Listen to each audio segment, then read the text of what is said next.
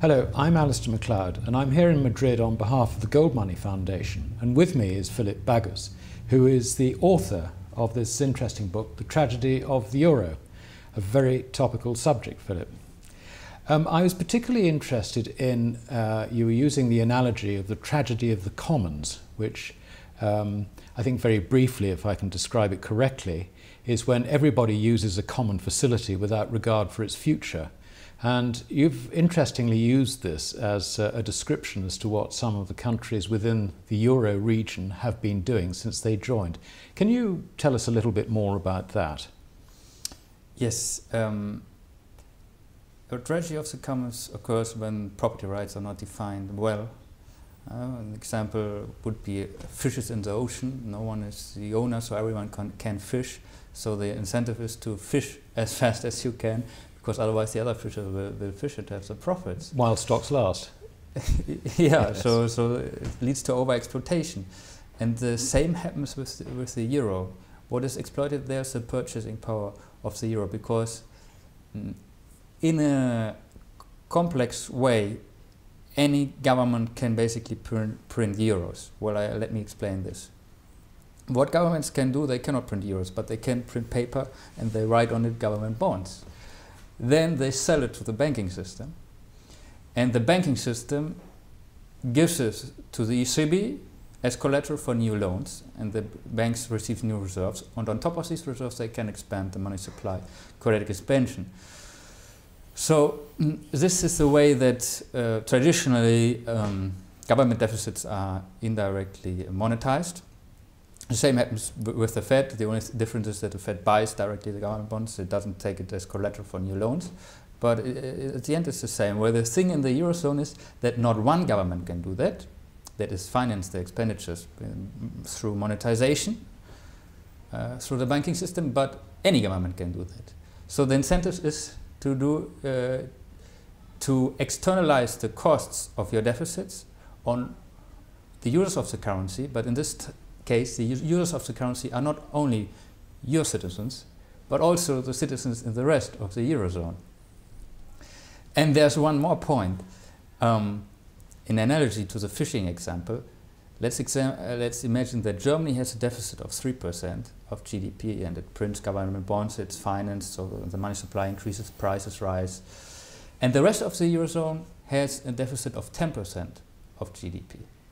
And then let's say that's also financed and prices rise in average in the Eurozone 8%.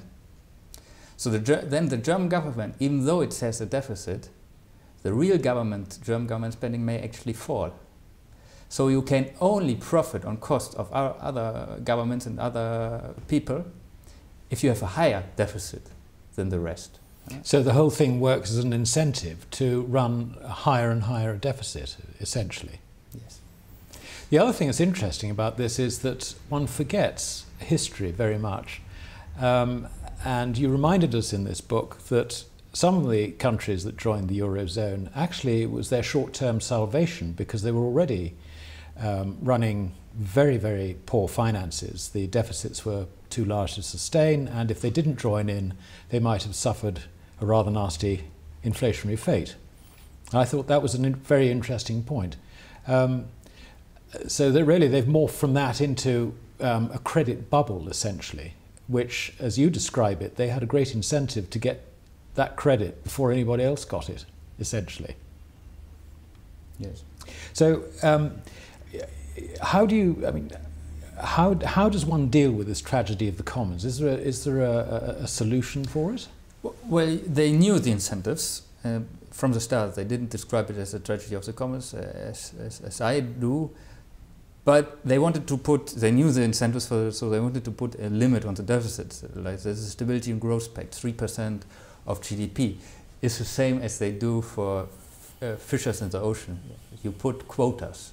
So every fisher, you have a quota, so many tons of fish you can fish. So they said you can exploit the commons, the euro, and having a deficit until up to 3%. But the problem was that no one is enforcing that. No one is imposing penalties if you fish more than you should, if you have higher deficits. Why? Because governments are judging on themselves. They are their own judges, so they decide, okay, no, in this case we won't impose penalties. And in fact, there have been, I think, more than 80 infringements on the limits of the Stability and Growth Pact, and no one penalty has ever been enforced. So it was a total failure as a Stability and Growth Pact. Because there were two aspects of it, weren't there? There was the current spending, and also there was the accumulation of government debt. I think was it the Maastricht Treaty that set this up, that that no country could go more than, was it 60%? 60%, yes. Of GDP, and of course, I mean, they're all over that now, aren't they? Pretty well, except the new entrants, perhaps. Perhaps, yeah. Well, last year only 2 countries had a deficit lower than 3%. That was Finland and Luxembourg. Yeah. And the average of the Eurozone debt per GDP was, I think, 80% or 88%. So, and if 60 is the limit, you see that it did not really work. And even Germany is over it. Germany is also over it. Nearly 80%, aren't they? Or 78% or something? Yeah, I think it's 78%, and they also infringed several times the 3% deficit. So the tragedy of the commons is intact. Is a very interesting. I think it's a very interesting analogy, and it's certainly caught my eye.